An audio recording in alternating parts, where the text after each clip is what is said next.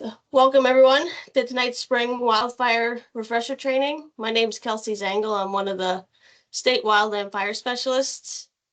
Just a few housekeeping things before we get started. First, you'll notice that you're all muted and your videos are off except for the presenters.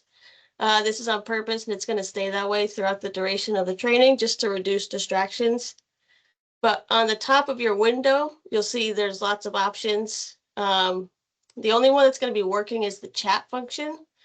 Please utilize this for any and all questions that you might have throughout the presentation. I'll be monitoring it, and I'll do my best to answer any questions, as will Dan Dillner, as we go along. And there's also going to be time at the end to answer any questions that don't get addressed during the presentation.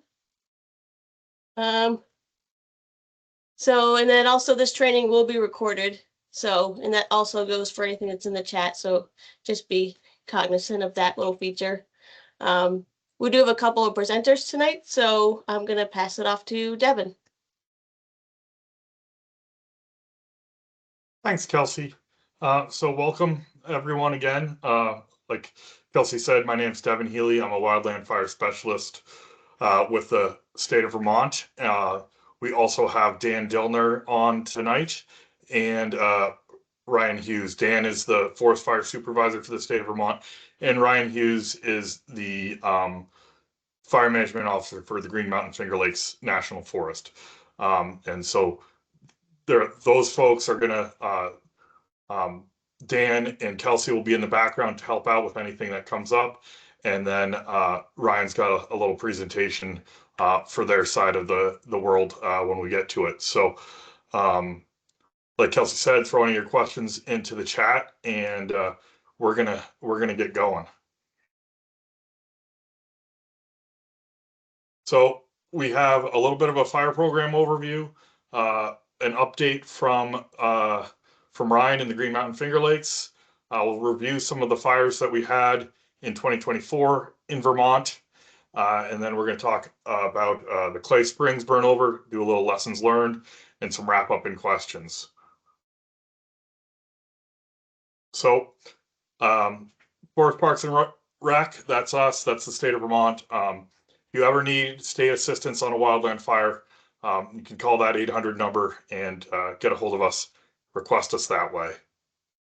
There are three of us spread across the state. Dan is the forest fire supervisor. He covers the northwest part of the state. I cover the northeast part of the state and central Vermont.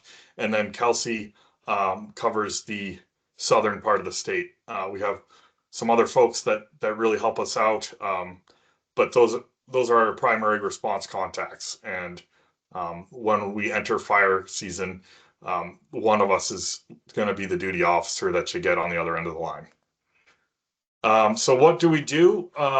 One of the big things that we do daily during fire season is to produce the fire danger forecast. So keep in mind, this is just a forecast. When we put this out, we have about 1,000 people signed up to get the email during our expected fire season. We've seen fires outside of that time when we're not forecasting, but the models don't really work when we have those super abnormal winter fires. So just keep that in mind. As in fact, last year we had a fire in February down in southern Vermont that was before we started doing fire danger.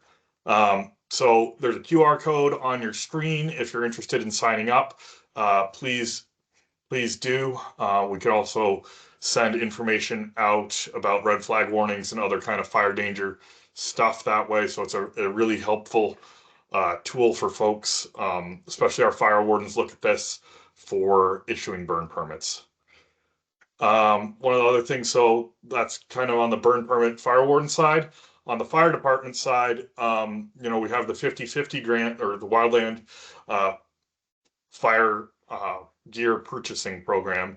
Last year we spent about $60,000 and helped over 30 towns.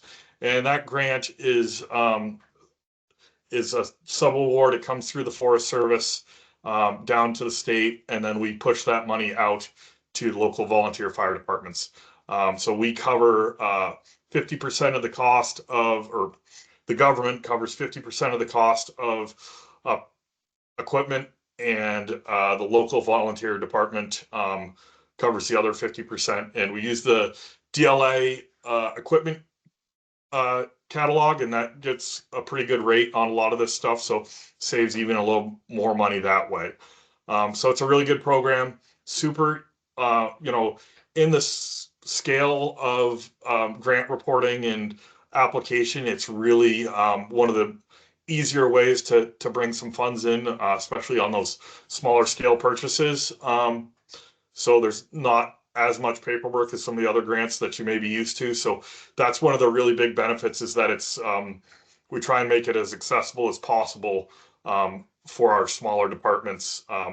One of the only requirements is that it needs to serve communities less than 10,000. So some of our bigger cities like Burlington are excluded. So it's really targeted at our rural communities. Well, other big things that we do constantly, and we're doing tonight, we do provide education and training. Last year we trained over 460 students.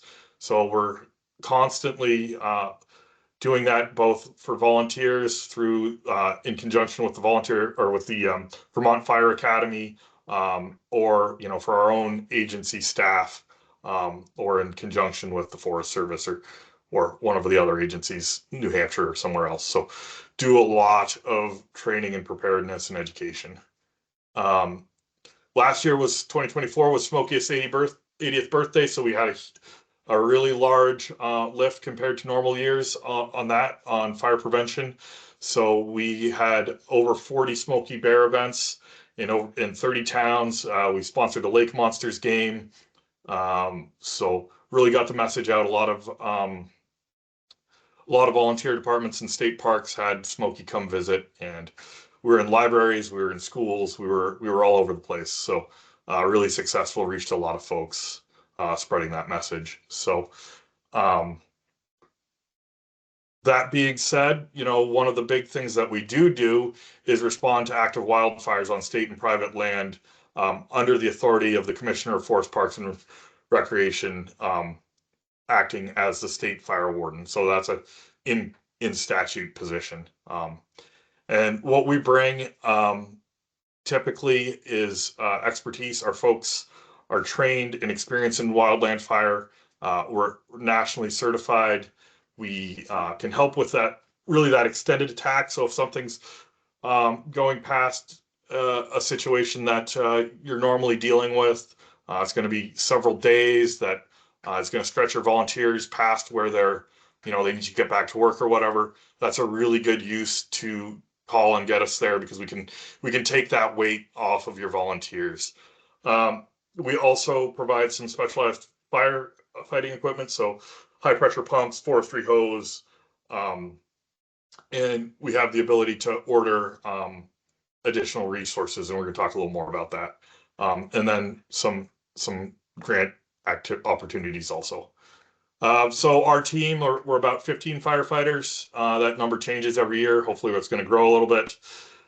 We have 3 of us that can lead in the fire environment, and then 6 of us that are sort of support on the logistics and background side and timekeeping and that type of stuff. So not just frontline firefighters, but we also can help with some of the other logistical and paperwork lifts that come with one of these longer duration fires.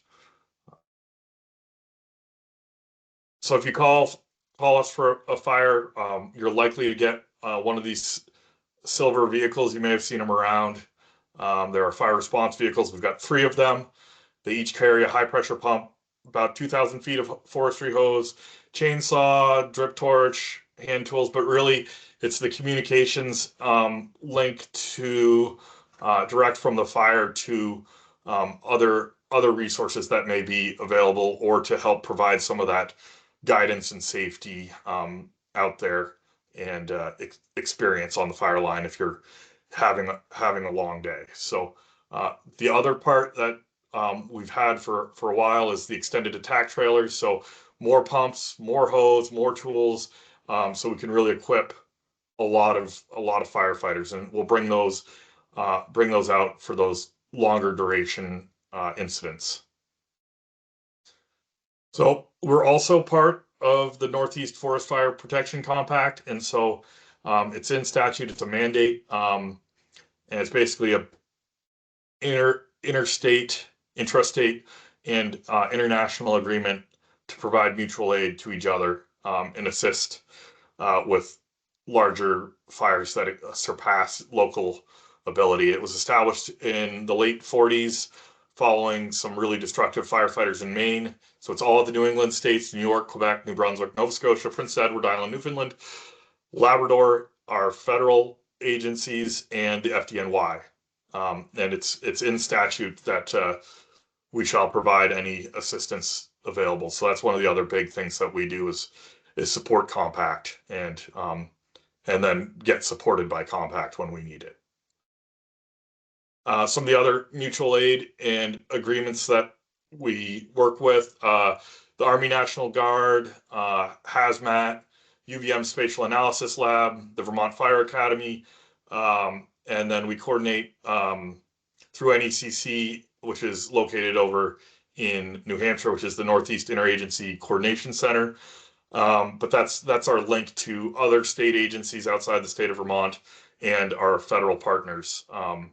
So the Green Mountain Finger Lakes National Forest, White Mountain National Forests, all have resources that we may call on, and that's our method for getting them. So if you have a fire that's exceeding, your mutual aid agreement, or you've got firefighters that are really, we had a couple weekends and weeks last fall that folks were pretty busy. So know that we have a pretty big lever to pull if we need to pull it, and we can.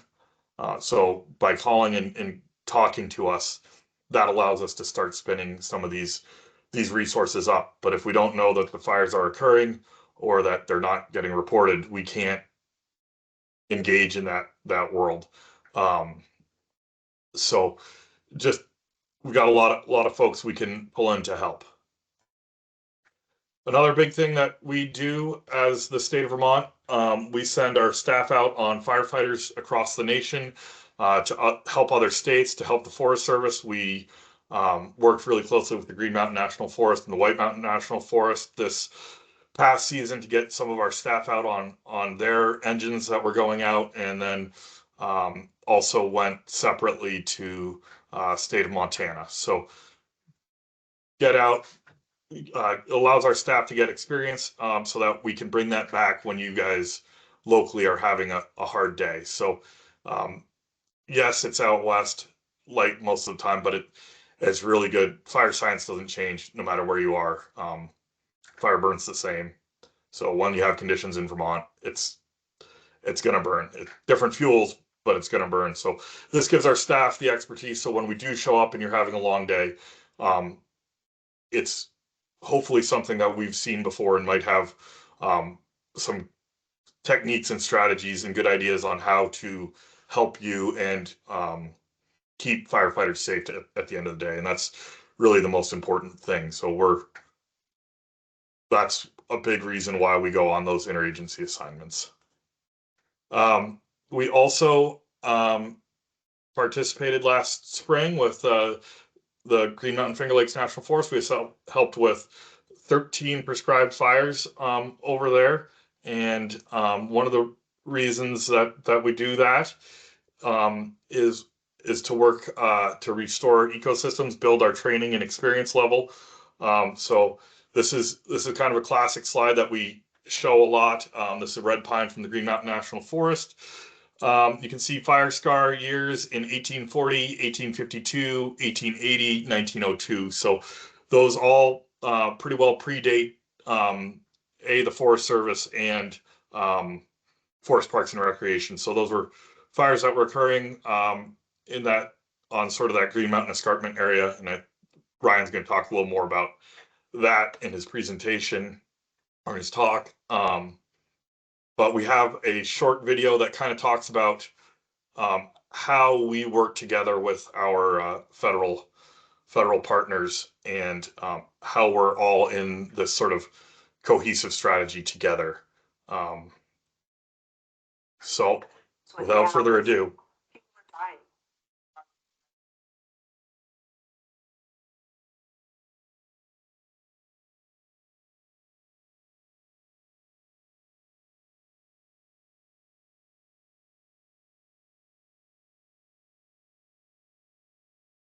Jobs and money.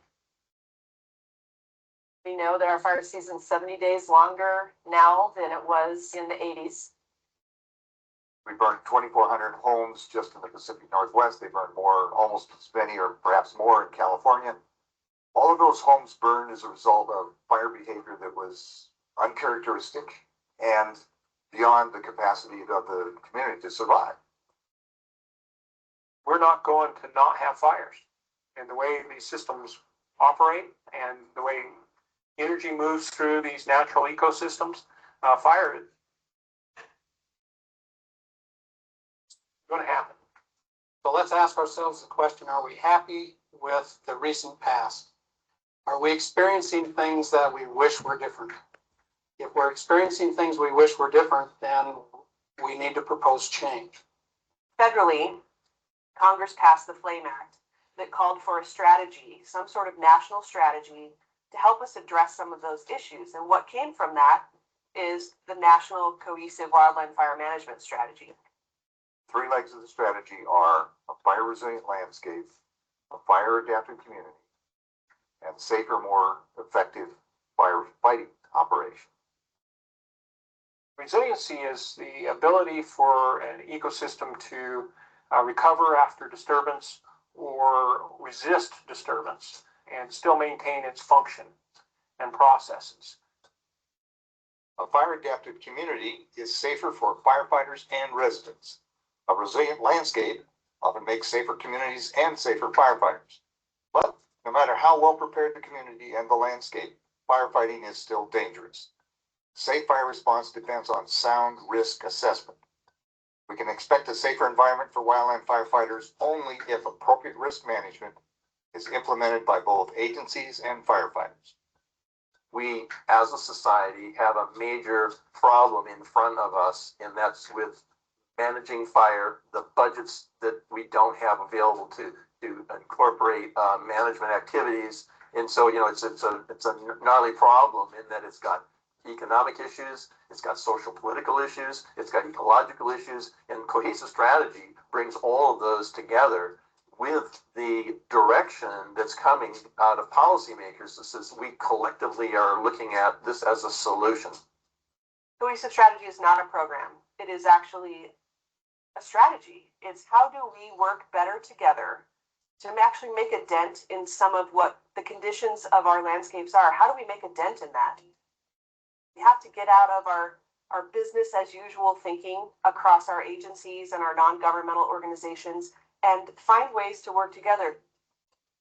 Cohesive strategy is really an umbrella concept that is a way of being, it's a way of thinking, it's a way of approaching our work. It's thinking like our partners. It's looking out for each other's missions, because we do have different missions, while at the same time accomplishing those common goals.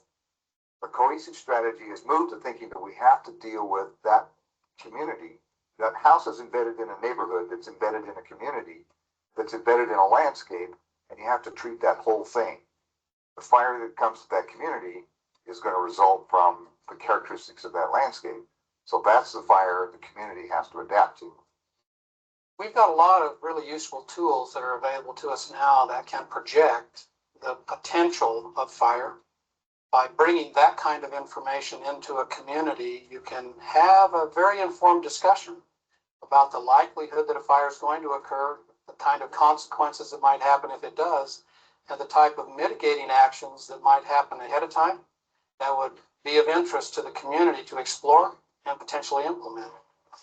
Treating 100 acres isn't going to solve our problem anymore, but treating 2,500 acres right around a community with that community support, knowing there's going to be some smoke in the air, knowing that we're going to make habitat better, and knowing that we're going to improve the health of the forest and that our firefighters are going to be safer, that's going to move that ball down the field a little bit farther than if we did it 100 acres at a time.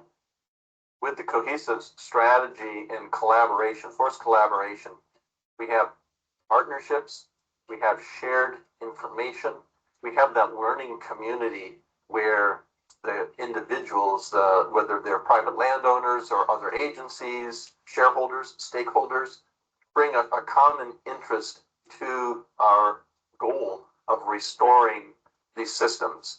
That's a huge change, paradigm shift, if you want to think of it that way, from where we were even 5 years ago, where individuals brought their own set of values rather than looking at it from the perspective of what we're going to need if we're going to have all values on those lands. It's really important that one figure out how to accept some short-term risk at the same time as you're trying to manage for long-term risk. And it's really important that you programmatically align all of your activities so that they work in collaboration with each other, and you end up with the benefits that are proposed from the cohesive strategy, which is the reduction of long-term risk for landscapes, the reduction of long-term risk for communities, the reduction of long-term risk for individuals and for firefighters. Ultimately, it comes to a level of trust. And that's where we start to really see major shifts, is when the group come to a point where they share those same values and same beliefs. So I'll even go to that point of saying, when we believe the same things, it's very easy for us to work toward achieving a common objective. But the fact is, these landscapes were born in fire and developed under fire, and fire is a natural process that can't be avoided. And I think that's the message that the public at large needs to embrace and fully understand. We can only delay fire from these landscapes. We can't avoid having it.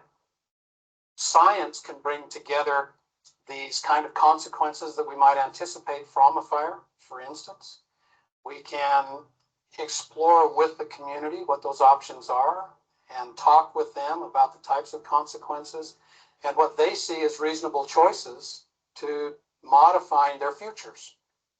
This is just the next evolution of how we're going to take care of our public lands, take care of our private lands, protect our communities and our firefighters.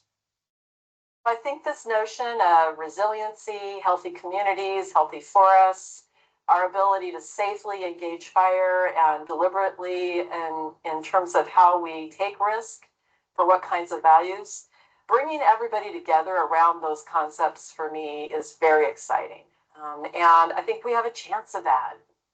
To watch some of these landscapes burn up is not providing for the next generation. We want clean air. We want clean water. We want to have these resources that I've grown up and enjoyed my whole life.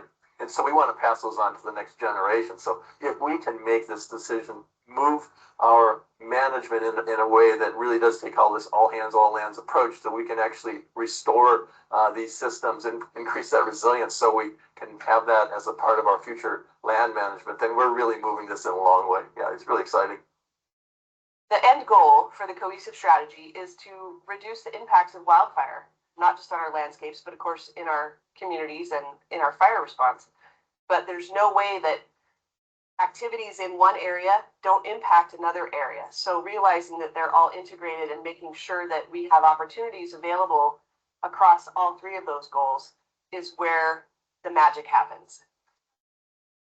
Hopefully in 25 years, 25 years, we are in a better place, and that we as a community and as a nation are better prepared to live with fire.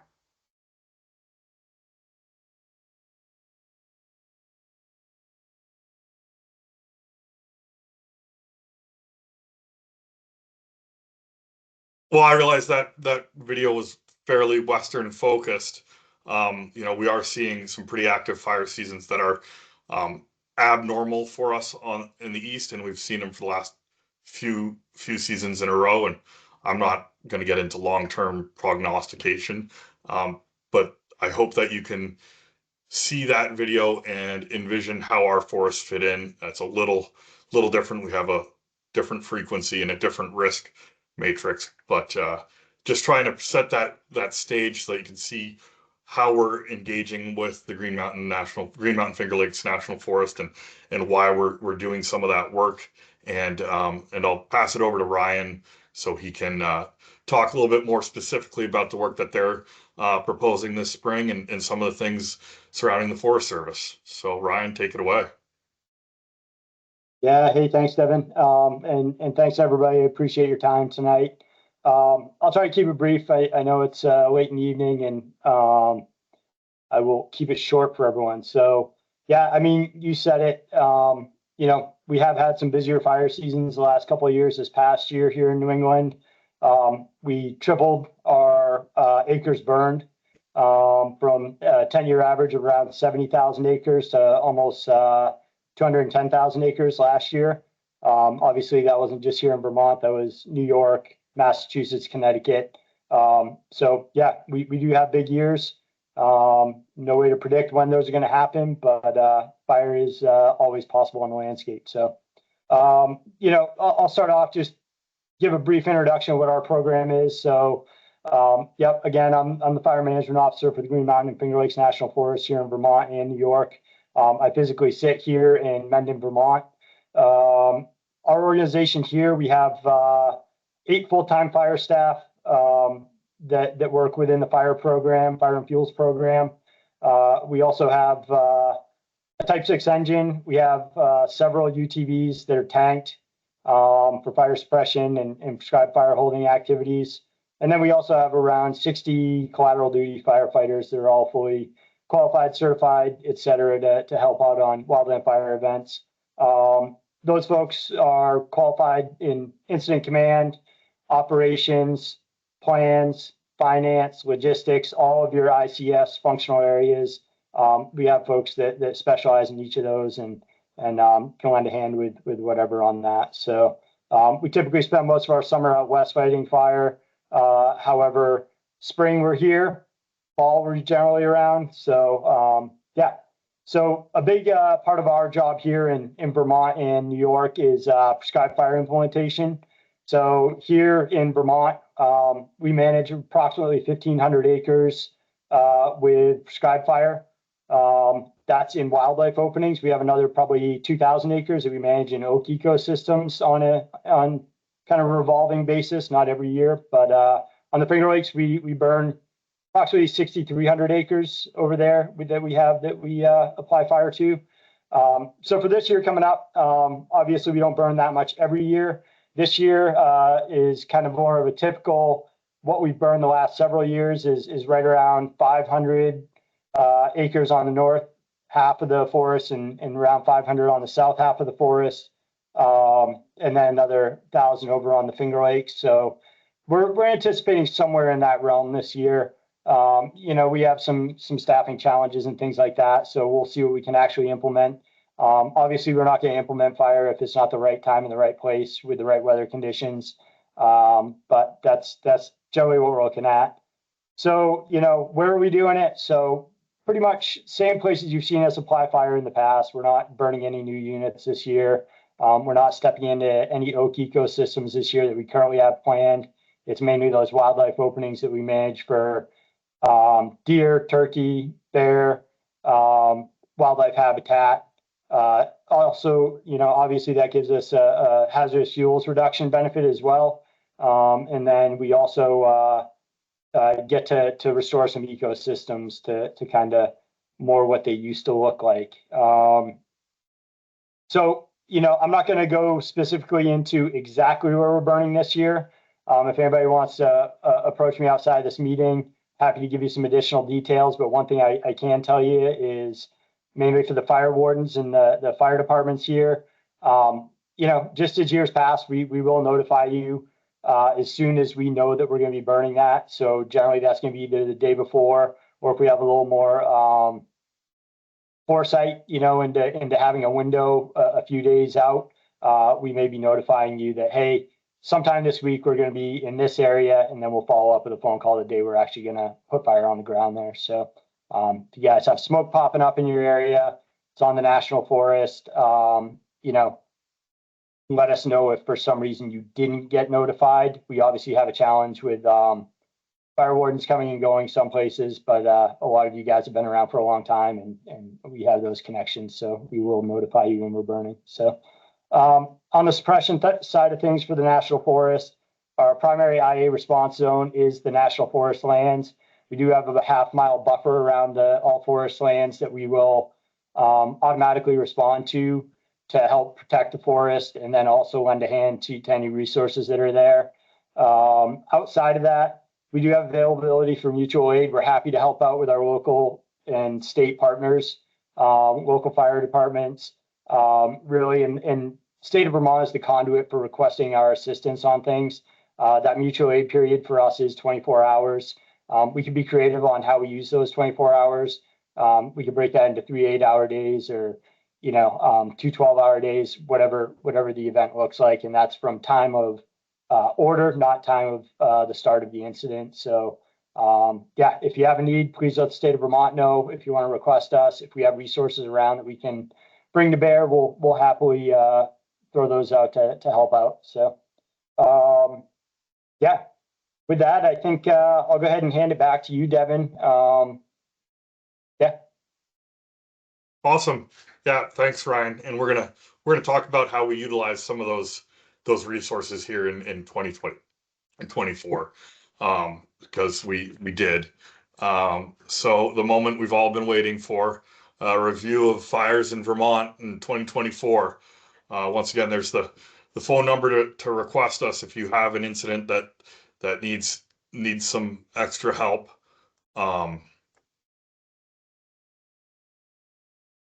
Play this video real quick. So we had some fires. We did actually have a spring fire season. This is a fire that occurred in Westford that they got some good video of. And fun fact, this fire was started by an incendiary device fired from a shotgun to try and scare a bear away. So that was the cause of this one. And it showed some pretty good fire behavior at moments here when the wind hit it, and you can see some group torching and single tree torching even in the spring. So pretty cool fire activity from a fire nerd standpoint. You can see still having that much fire activity, even though we've got several apparatus there staged doing structure protection. Really thankful that we had this neighbor close by that got some good video of what this can look like in the spring for us. So while a lot of the focus is going to be on the fall later on, it's important to remember this is right around the corner for us. So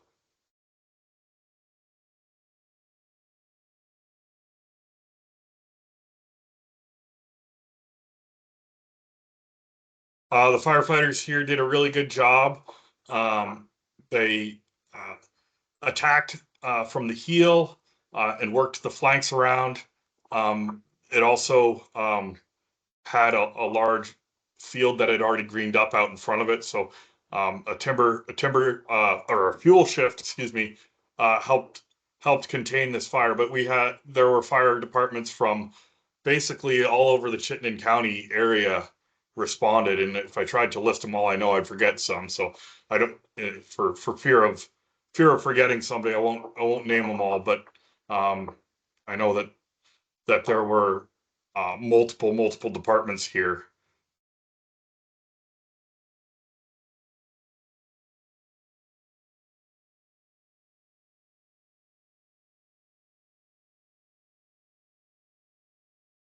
It's a little hard to see from the angle of the pictures. It's that flaming front is several hundred yards away from that house. So and it's moving away from it, but still, it's a wind shift away from coming right at that structure.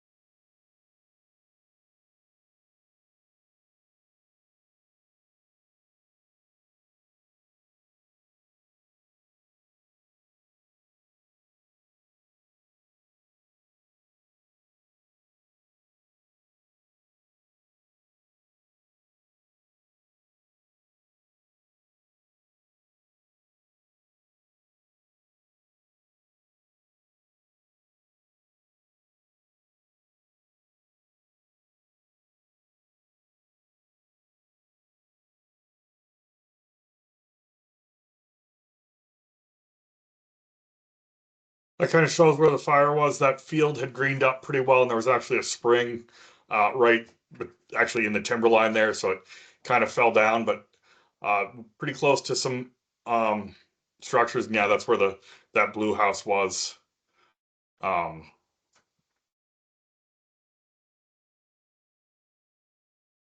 was pretty muddy and wet in there. Caused a few issues for folks trying to get in with apparatus. As you know, it was reported at 8 acres, and I heard even higher numbers when I was responding to this. That's pretty typical for a fire that's growing rapidly. A lot of times you're going to hear them overestimated. It ended up being only about 2 acres, 2.5, 3 acres at the end of the day. And then as night fell, the fire activity, as we expected, kind of tapered off, and humidities came up, and the forward progress stopped. And one thing that the fire chiefs really did a good job with was getting everyone off the line as it got dark. There was no need to be in there. It was secure. So I just want to really commend them on that and thank everyone for their response. It was a pretty good show. So and lots of different kinds of apparatus were needed, especially in the mud. So tracked UTVs were handy to get in there.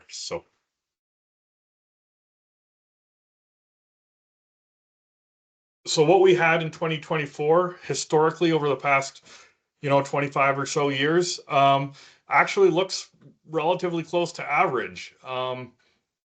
Not, when you look at it over the year, pretty much an average, maybe slightly above average year.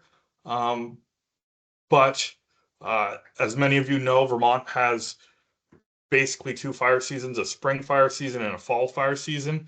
And what we saw was a significantly above average fall fire season. So by cause, a big thing was 17% of our fires were started by improper disposal of ashes. Normally, debris burning is up in that 50%-ish. So that's where those causes kind of shifted from debris burning, which is a lot of what we spend time with our fire wardens talking about, and permitting and those types of issues. It was a different, usually makes up a large percentage of our causes that debris burning or an escaped fire. And this year, that was slightly lower, but we had another cause kind of fill that gap.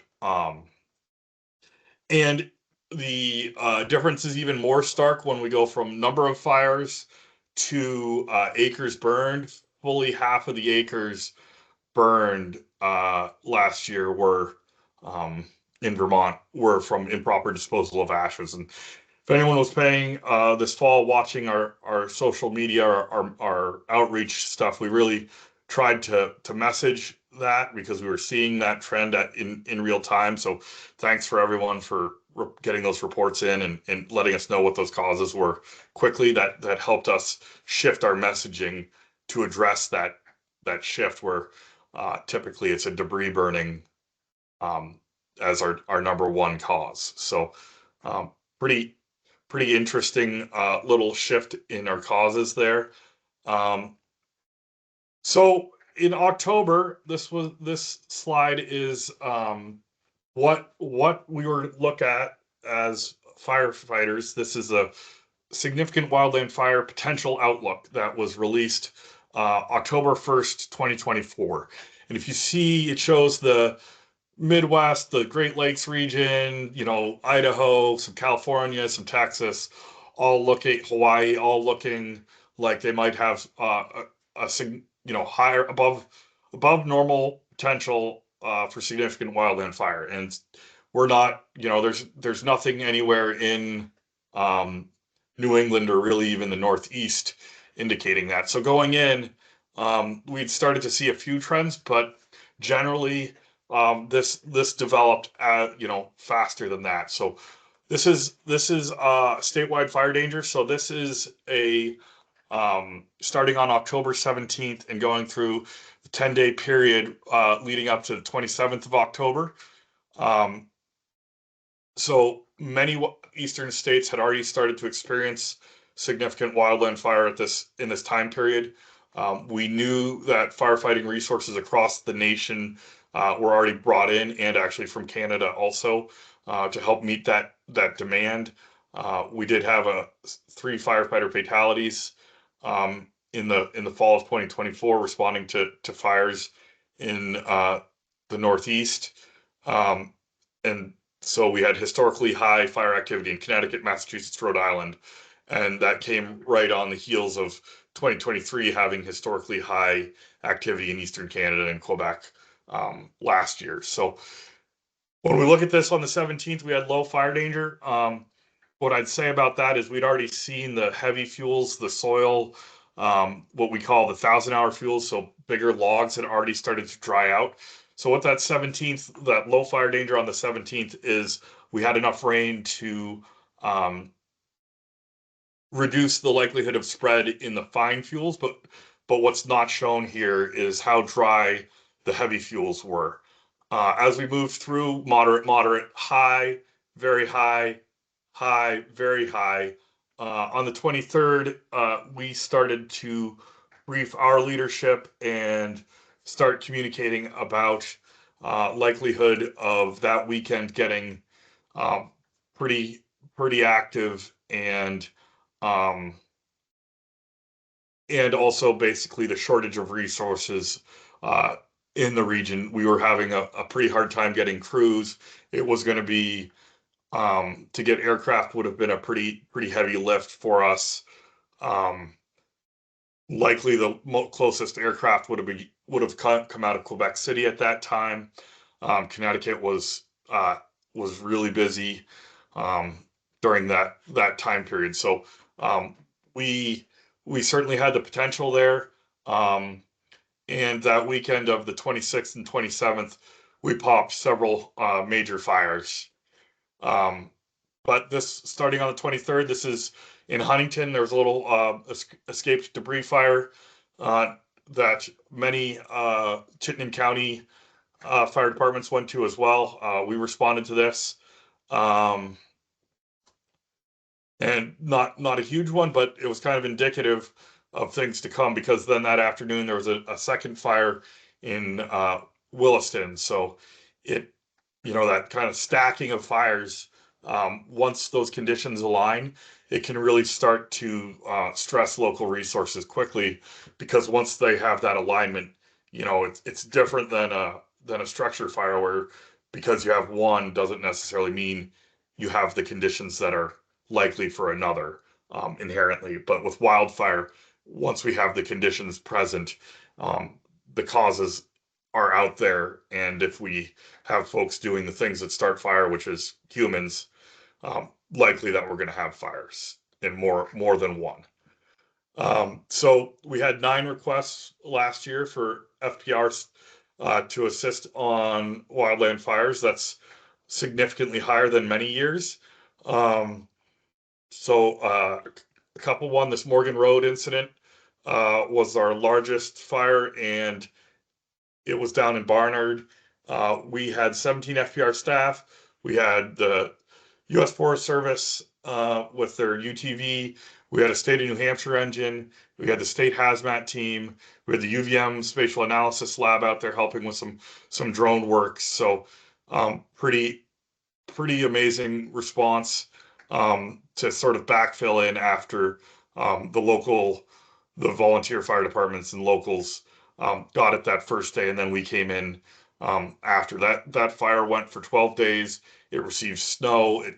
Then it got dry again. We entered into a period where it would get a little shot of moisture and then dry out again, and the fire danger would ramp back up. Another one to note that we helped out on was the Big Hollow fire in Starksboro. We had 4 staff from FPR. We had Forest Service from the Greens and Green Mountain National Forest. We also had Forest Service staff that had been brought in thanks to Ryan and some other hard work that they had been done. They'd been on other fires in the east and came over to to help out the greens. We were able to utilize them. So we actually had crews from Montana and Washington also on that fire. So really, really helpful, and just a great example of how we can work together and bring the full force to bear. So this is a little video of the Big Hollow fire. This is from the day it started. Most of the forward progression, excuse me, has been stopped in this video, and you can see some firefighters bombing around on the dozer line that was punched in. You can see some smokes all over the place. But one thing to note here is most of the leaves had already fallen, so that was helpful. There were still a few stragglers holding on. We lost there were 2 structures lost in this, a couple vehicles, and about, again, just under 60 acres when we got done mapping it.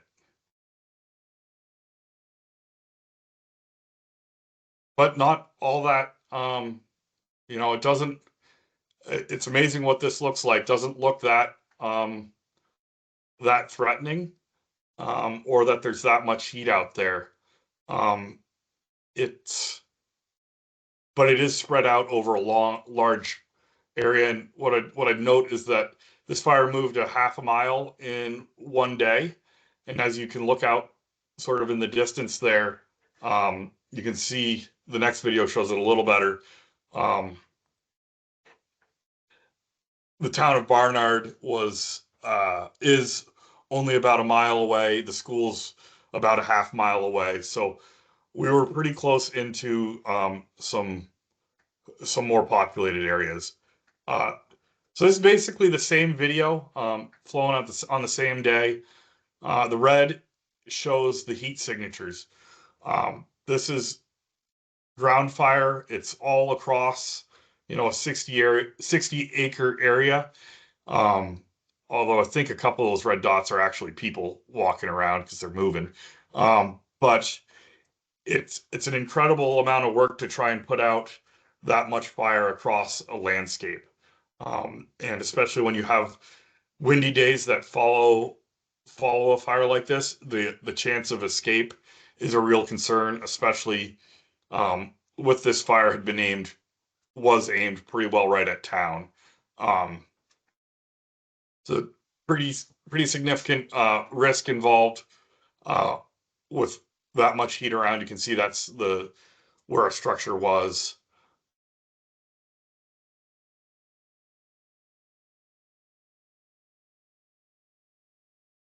Just heat all over the hillside, basically.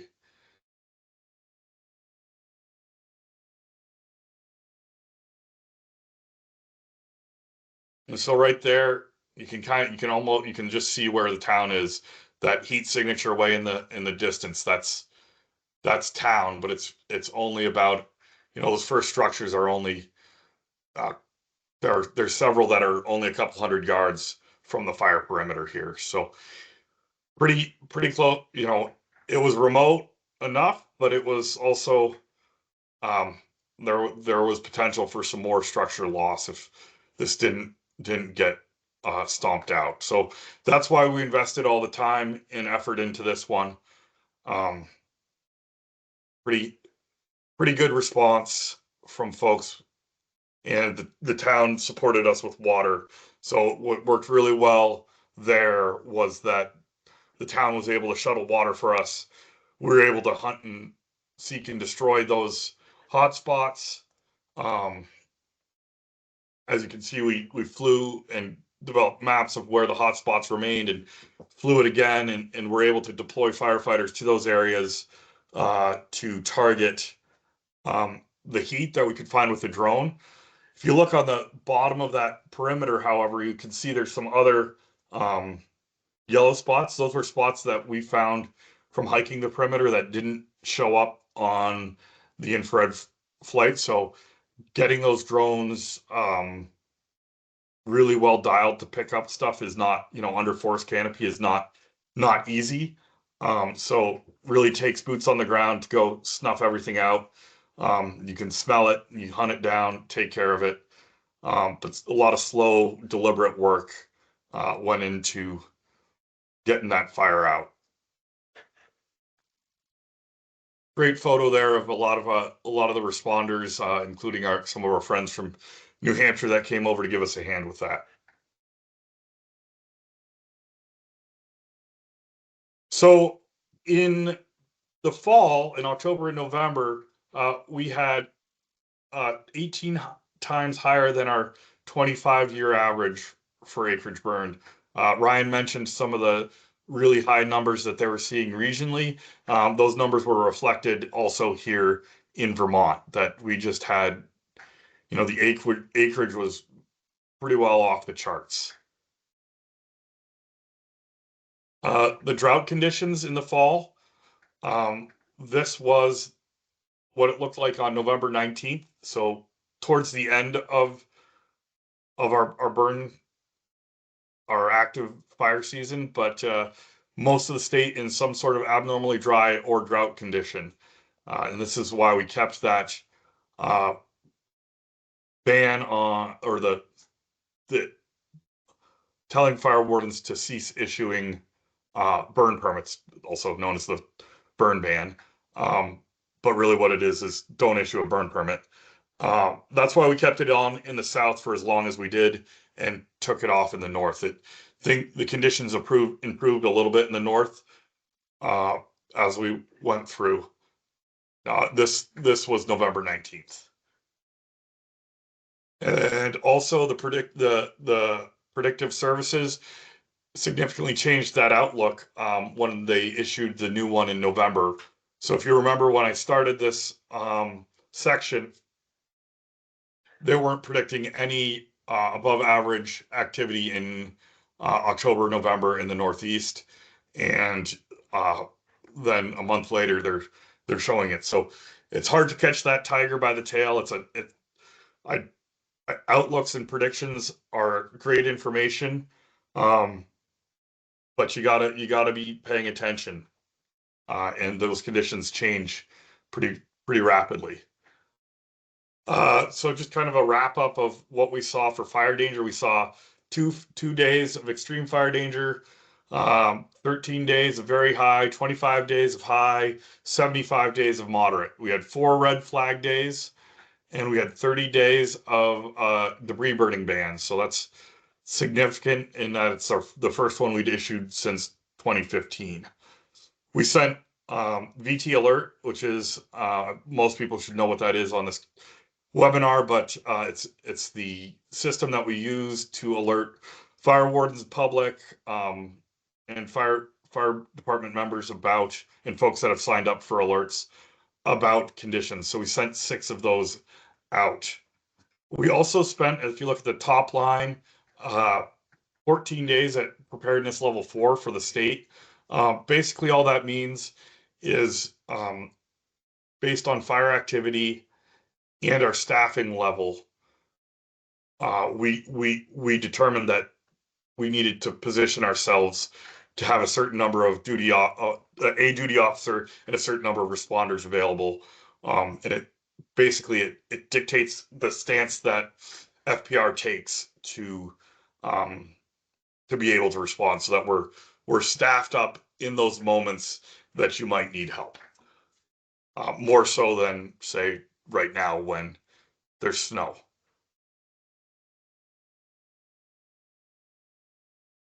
The weather and fuels really aligned this fall to allow for this activity in ways that we haven't seen recently.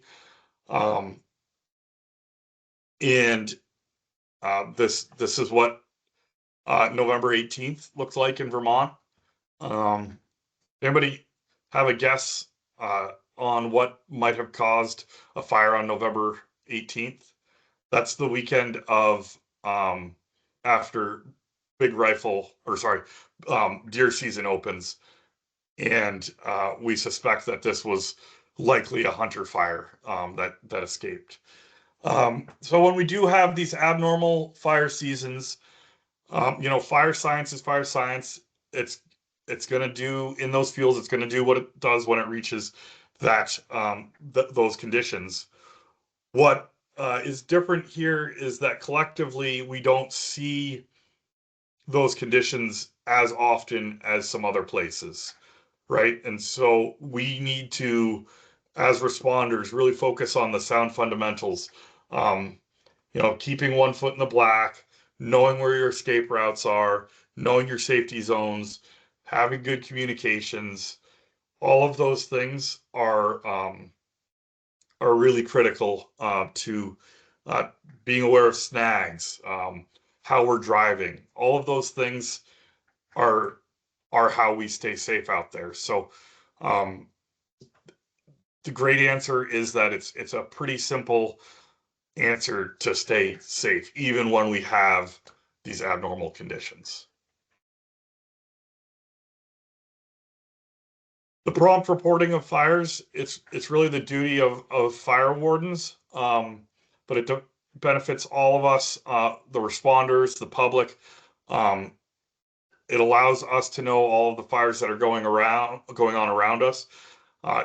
It's what allows us to set that preparedness level appropriately for the fire activity that we're seeing. So it allows the state and our federal partners to staff up if we're having the fires that require it, so that help can be available. And then we feed it into the fuel models to keep fine tuning that data set.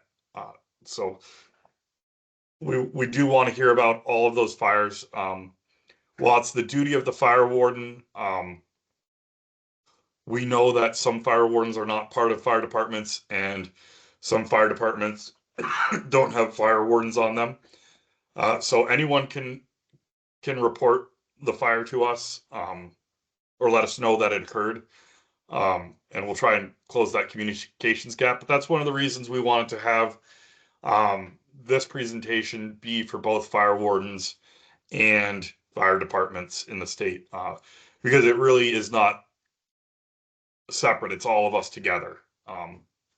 And so we had been doing trainings like this, one side for fire wardens and one side for fire departments, and we felt it was better to move to a unified training because of the nature of it. So I'm going to give everyone a 5-minute break.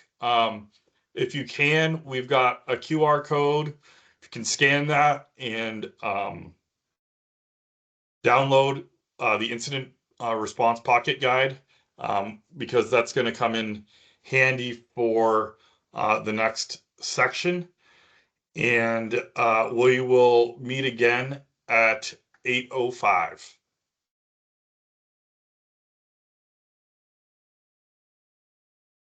So this next section, the reason I asked you to download the IRPG if you had it, if you scroll to the very end of it, it's going to have the 10 standard firefighting orders and 18 watch out situations at the very end of that PDF.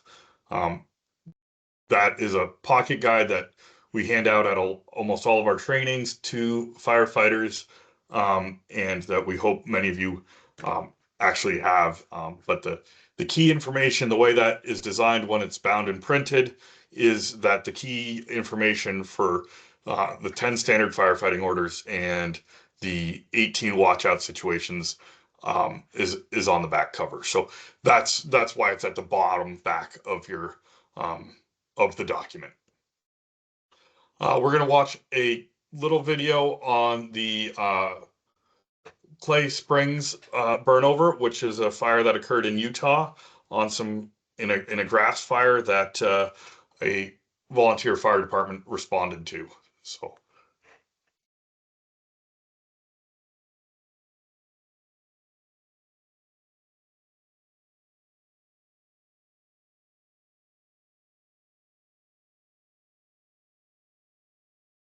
Central Utah, late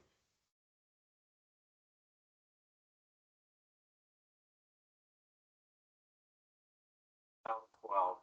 Been over 2 months since the last measurable precipitation. Winter left very little snowpack red flag conditions have been persistent with days of high winds, low relative humidity. The desert fuels, sage, and pinyon juniper are parched and vulnerable to fire. Nearby, members of the Oak City Volunteer Fire Department have recently completed their annual wildland fire training refresher course and physical fitness test. Members of the fire department all work at regular daily jobs and only serve on the fire department during weekly drills and when a pager demands of them to drop everything and run to the aid of their town during a fire. Hello, I'm Rowdy Muir. I have 25 years experience in wildland fire suppression and in incident management. I recently spent 6 years as an incident commander on the National Type 1 Incident Management Team.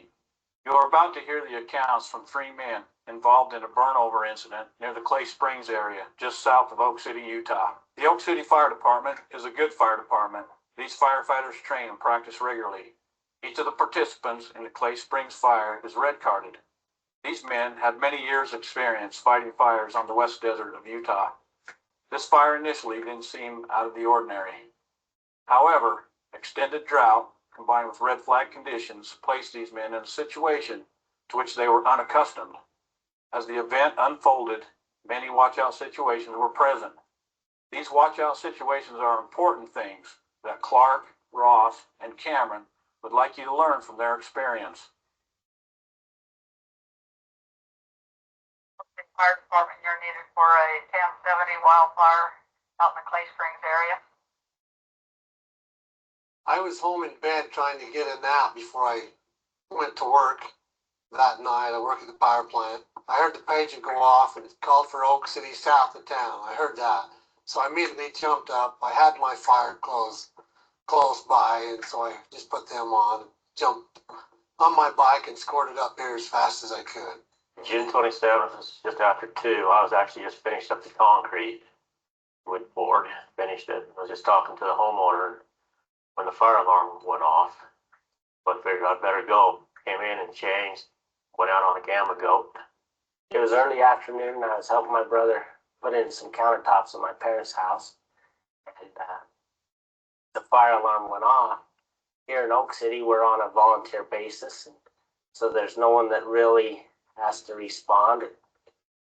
So as that fire alarm went off for a while, I decided I better come help with the efforts of putting this fire out. And so I come, grabbed my hat, my gloves, jumped in the truck, and about that time Cameron come running in, and I said, "Jump in, Cameron, let's go, it's south of town." I come into the fire station, got my gear, jumped in the truck with Clark Christensen, and as we headed out, we seen 2 more people coming, but we figured that they could bring the other vehicles out. We were a little undermanned on the truck, Rambo, and as we went out, we figured we could at least start until we got more help. Rambo is a 5-ton, 6-wheel drive military truck. It's got a 1,200-gallon tank on the back.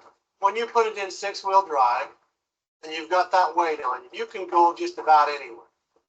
A lot of people think we're crazy for using these military trucks, but they're tough, they're strong, they're dependable, they're lifesavers. As we headed out, the column of smoke was going straight up in the air, but we could tell that the fire was growing. Cameron says, "We've got to stop this. I need this summer range for my cows." And I says, "We've got to stop this or this is going to hit town." And it didn't look like a problem. The plume was still straight in the air. The column was just going straight in the air. I was like, no problem. But at that point, I called back to the station. I said, "Bring us everything you got.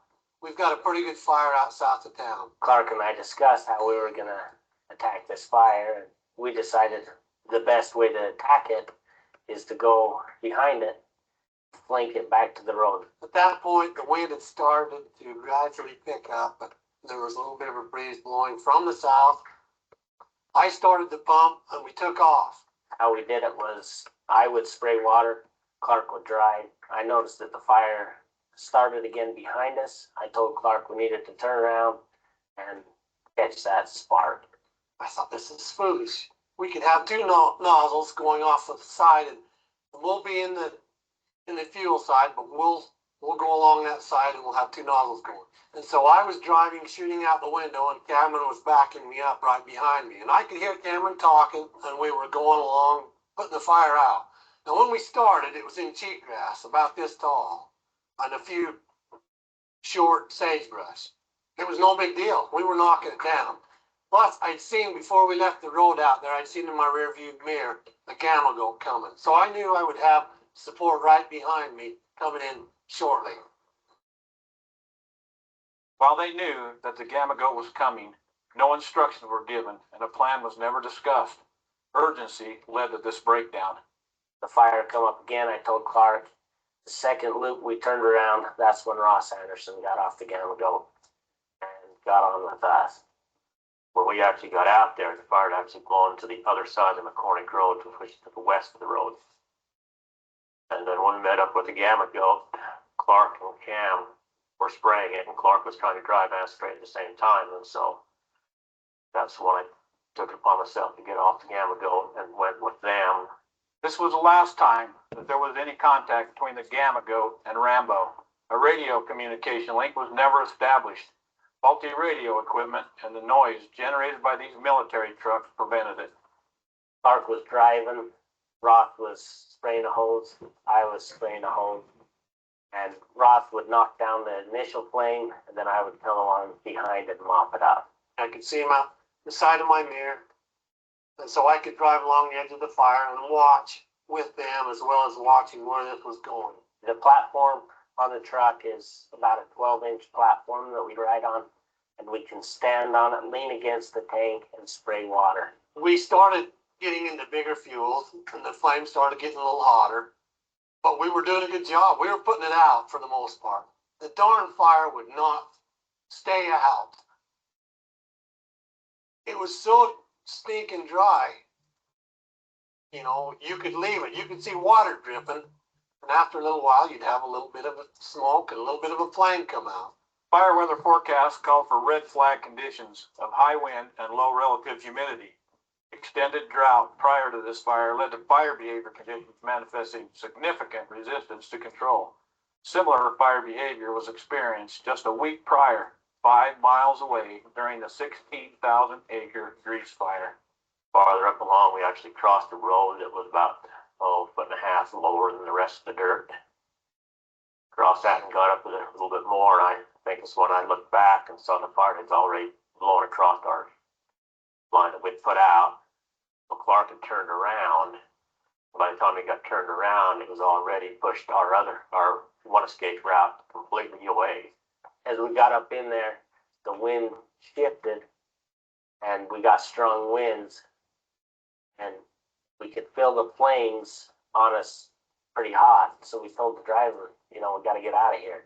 The primary escape route was back the way they had come. However, that escape route proved not viable after the fire on multiple occasions rekindled and crossed behind Rambo.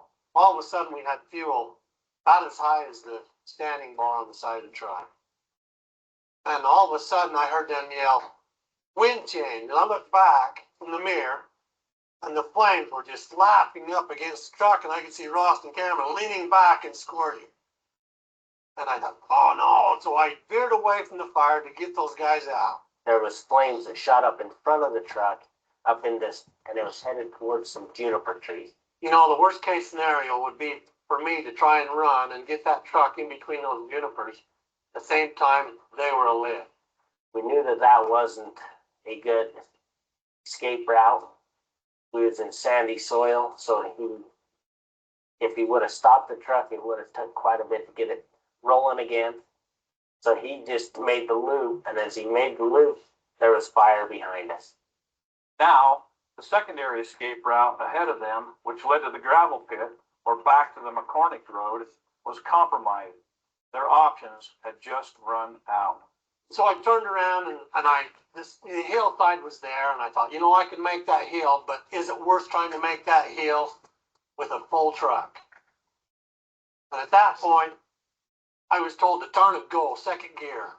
So Clark, he figured he just needed to just go into the black, just try to get through the black as fast as he could. And it was that fast that I grabbed second gear. I didn't have a chance to talk to Ross or Cameron and tell them what I was doing or the situation that I saw, but I just turned and I went through that fire just as fast as I could go. I didn't have a chance to yell, hold on, look out, anything, cover up, anything.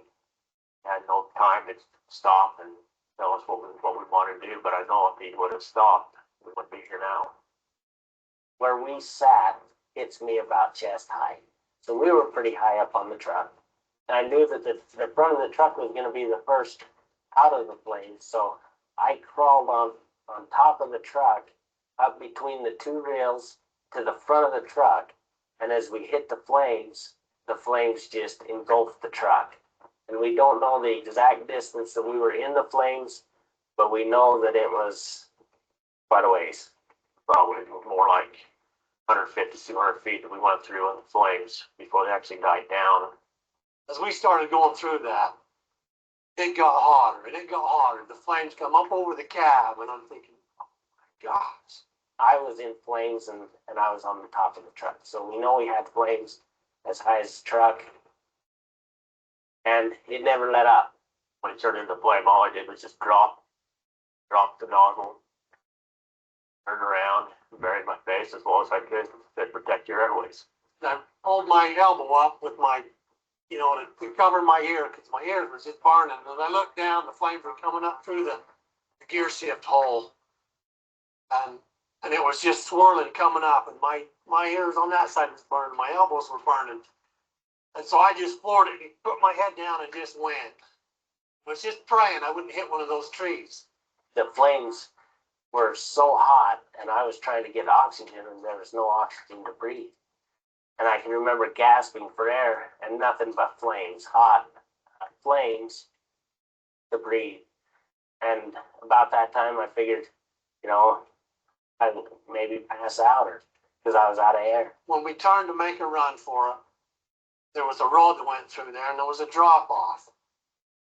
And we hit that at a pretty good clip. And with a big truck. If they were holding on at that time, I could have dumped them off. So as soon as I could see a little bit of daylight, I jumped out of the truck to look to see if I had Cameron and Ross. He stopped the truck and I jumped down on the passenger side of the truck and told Clark, get us out of here, it's still hot. And at that point, I just kicked it back into gear and I just floored it for all we were worth. When I got over there a ways, just about to the road, and I could look at my mirror, I was trying to spot to see if Ross and Cameron were on the truck. I could see Ross just hunched over the truck, just leaning there. And as I got out, I could see Cameron, and it looked just like his face had melted. Wax down on his face. I thought I'd killed him. So I grabbed the radio and I yelled for an ambulance.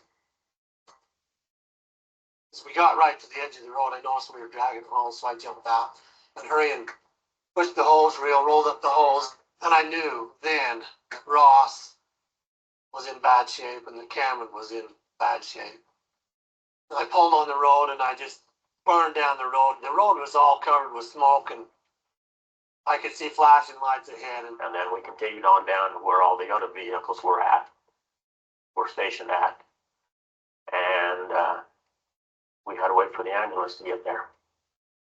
At that point, I got Cameron off, saw what he looked like. Ross. You can see right here that it's got pretty burned, but if I wasn't wearing the shroud, the whole left side of my face probably would have been burnt pretty bad. But as it was, it's just a little bit right here on the cheek. I got it. See, the back side got real bad, then on down to where my boots were at. But I had second-degree burns all on the legs. And the shirt, you can see right here that it got pretty hot. You can see a strap here, up and down. That's where I had the one with the BK radio on at the time. And then I was taken to the hospital and then life flighted up to Salt Lake to the burn center.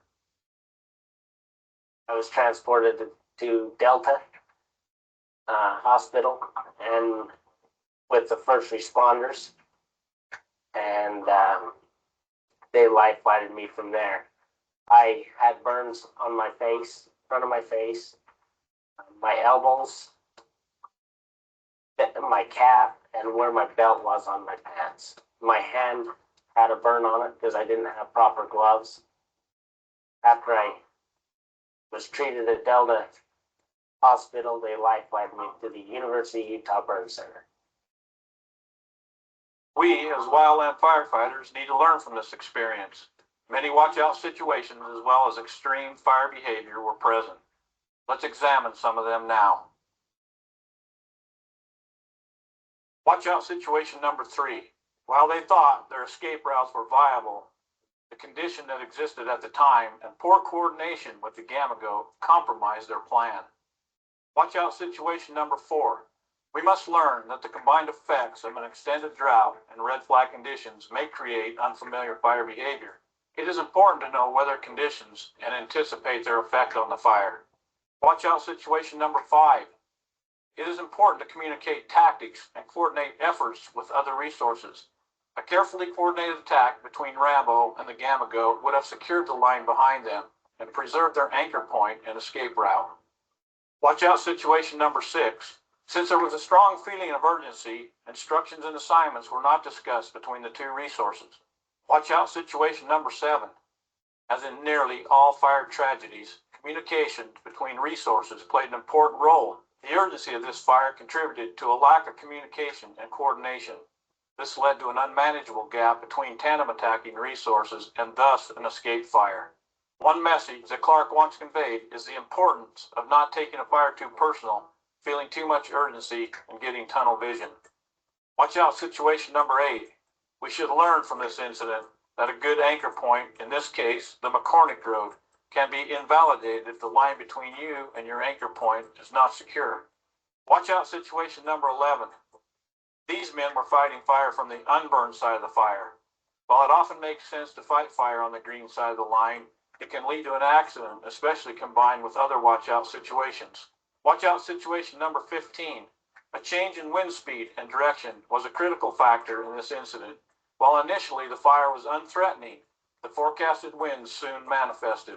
What we can learn from this incident is to allow for changes in wind speed and direction. Watch out situation number 17. Steep terrain to the right of Rambo prevented the escape in that direction. A patch of junipers to the north nullified escape through them. The effects of the terrain and fuel should be carefully evaluated to ensure that your escape routes will work. To learn from the experiences of the Oak City Fire Department and avoid life-threatening situations, we must constantly evaluate our situational awareness by applying the risk management principles contained on the green page 1 of the IRPG. Learn all you can about your incident. Be constantly alert to new and changing conditions. Identify possible hazards and mitigate those hazards using the standard firefighting orders and LCEF. Once you've placed adequate controls on existing hazards, proceed and never stop evaluating for change. You must quickly identify changes to your circumstances and repeat the risk management process to ensure your safety and the safety of those around you. To further ensure safety and effectiveness, firefighters are encouraged to obtain as much training as possible to bolster their knowledge of the fire environment. Many wildland fire courses are available to you. Seek out your source of training and enroll in the classes that further your knowledge, safety, and effectiveness.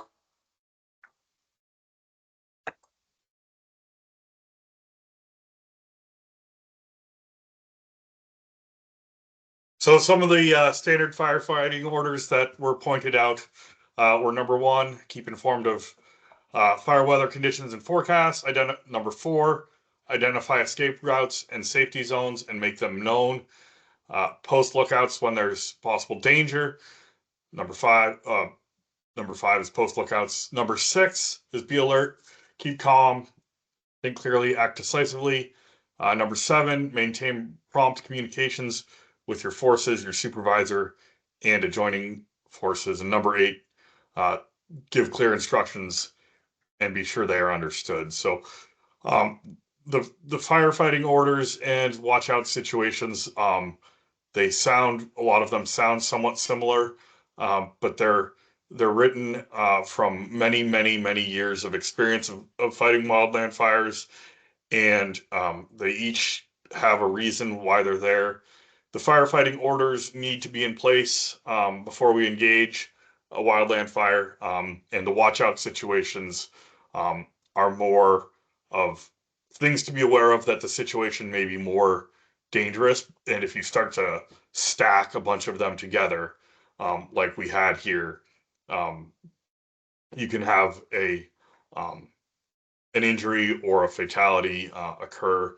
And so I really thank those firefighters for sharing their story, because it's hard to know that folks are going to watch what you did and then think about what you did and think about all those moments when you can have made a different choice. And we have the luxury of being able to look at the outcome of this and all the decisions while knowing the outcome. And when you're going into these situations, you don't know that outcome necessarily. And so taking those moments to slow down and apply that risk management process is hugely important. Some of the 9 of the 18 watch out situations were mentioned. Safety zones and escape routes not identified, unfamiliar with weather and local factors influencing fire behavior. I thought that was a really interesting one that they called out, because it doesn't get much more local than these folks. But the point that was made in the video was that they were having abnormal drought conditions, and then that led to abnormal fire behavior that they were not used to. And that what struck home for me with that is that's somewhat similar to what we saw this past fall. And so I a lot of these videos are Western centric.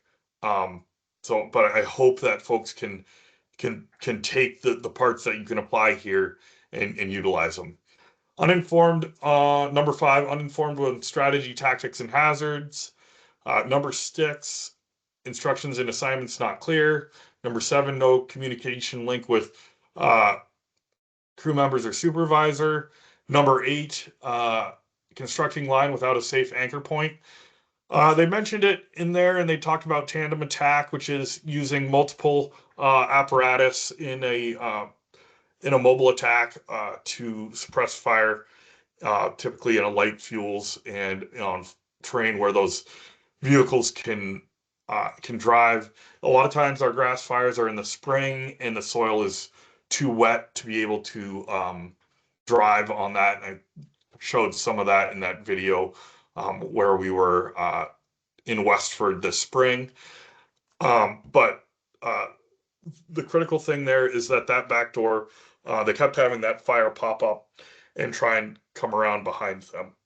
And that's what ultimately made their anchor point and their escape route and their safety zones cut off, and they had to go through that fire, along with unburned fuel between you and the fire. So had they stayed on the burn side of the fuel and fought fire from interior, and again, we weren't there. It's always my preference to do that. I wasn't there, so it's hard to say. I've definitely done what they've done and gone to the green side.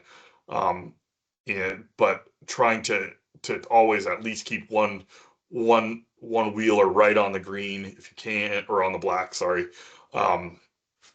really helps just be able to quickly move into that safety zone, which would be the burned area in that case. So just as we go about this spring, think about that, especially in light flashy fuels. It takes a wind shift in literal seconds for that situation to change. Again, number 15, wind increases and or changes direction.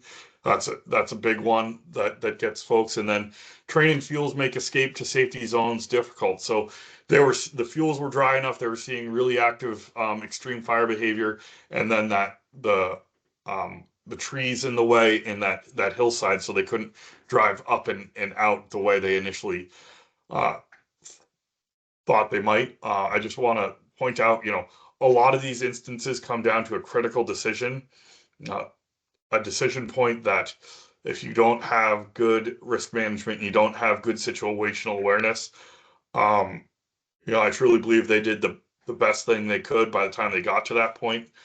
There are things that maybe they could have done differently in getting there. But deciding to go for that safety zone, go for broke, instead of trying to run out into the green, probably, hard telling not being there.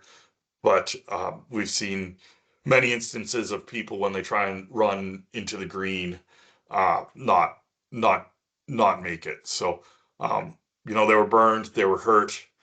Um, you know, uh, Salt Lake Burn Center is one of the best burn centers in the country. It's um, they get a lot of wildland fire burn injuries end up at Salt Lake, and so they went to a very high level of care, and luckily that was nearby for them. Uh, and then what they closed with was seek out additional training. And the Wildland Fire Learning Portal is free, and it has a lot of on-demand courses to help further your wildland fire education. We're going to offer some more trainings this spring, this webinar again, and so do seek those out as we go through. If you're, be a student of fire and learn as much as you can. It's interesting, and it's varied, and it's different, and it really does pay off to know some more. So if I could, say one thing from that video is, we're not all going to be in that position, but if you can prepare yourself mentally for being there through training and thinking through what you're going to do, and then slowing down and being calm when you are responding to a wildland fire, you're going to give yourself the greatest opportunity to have a successful outcome, which is everyone goes home at the end of the day. So that's really the important thing. So as we look here, just 2 days ago, the drought monitor in Vermont was released. Actually, it was just released today, but this was conditions from 2 days ago. So we've gotten a lot of rain in the last 2 days. So hopefully this looks a little better. I know that there's flood warnings and all sorts of stuff out there, but as of March 4th, this is what the drought monitor looked like. So little better than in the fall, but still significant parts of the state, especially in the southern and southeast part of the state, in moderate drought. So these things do persist over the winter. And when we start to look out for the next 3 months, most of you on this call know that April is our most active wildland fire month in the state of Vermont historically. But we've pointed out multiple instances where averages or normal don't always apply. But so the seasonal outlook for April, May, and June, slightly above chances for above average temperatures. But we're also, for most of the state, but not the southeast part of the state. And this is a very broad scale, so, take it for what it's worth. I don't, look at the weather forecast for more than 3 days and take it with a huge amount of confidence. But the best predictions that we have show above average precipitation for the majority of the state through April, May, and June, which is again our most active, historically most active fire months. But the timing of snowmelt and of precipitation and green up will and how those things all align are ultimately going to be what dictates fire danger this spring. And so what we can do as fire wardens, as fire departments, is as we know we're approaching that typically heightened fire season, fire activity time, be communicating with our communities, talking about debris burning safety. If you start to see, fire danger creeping up, fire wardens, maybe, talk to folks about not burning, don't issue those burn permits if you feel like you need to. And if we see trends like we did last fall and the state needs to step in and close burning, we can do that again too if we have to. We like to leave it in local control as much as possible. But when folks are getting stretched, we're not afraid to act if we need to. So with that, I know it's getting late. We have, if you have specific questions relating to your own department, training, your own fire warden stuff, feel free to contact any one of us. Northwest Vermont, we've got Dan Dillner. In Southern Vermont, Kelsey Zangle. In Northeast Kingdom and Central Vermont, you've got myself, and our phone numbers are up there. And I'll give Kelsey a chance here to address any questions or pop on if we have any questions in the chat. Yeah, if you've got any questions, feel free to put them in the chat. We'll answer them as they come in. Let me give you guys a few minutes.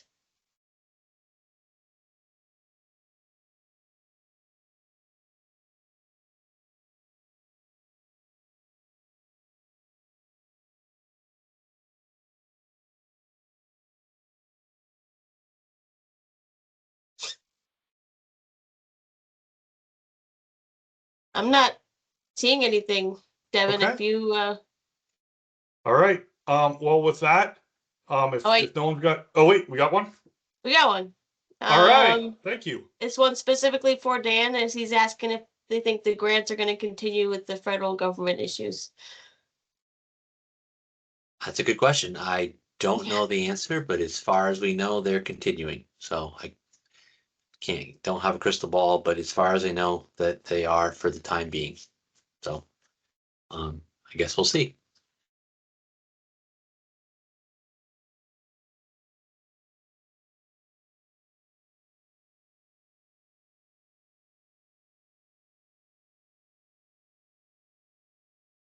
All right. With that, thank you, everyone. That's what we have for tonight. If you are watching with more than one person, please let us know and what numbers you had and what town or department you represent, so that we can get an accurate count for everyone that tuned in tonight. Thank you for spending your evening with us, and we'll be emailing a packet with a bunch of those links and additional information out to registered invitee attendees, so that if you miss something, don't worry about it. We're gonna email that out to you tomorrow when we're all fresh and awake and can deal with that kind of stuff. So just thanks to everyone, and hope you all have a wonderful, safe evening. And if we don't talk to you, have a safe spring.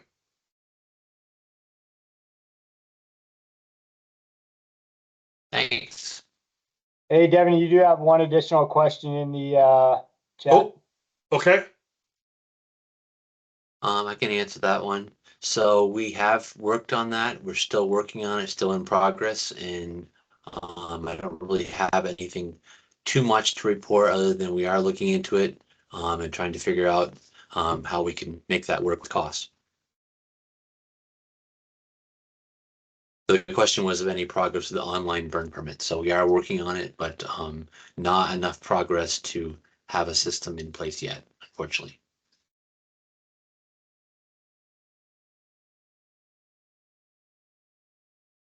All right. Well, thank you all. All right. Thank you. Thanks, everyone.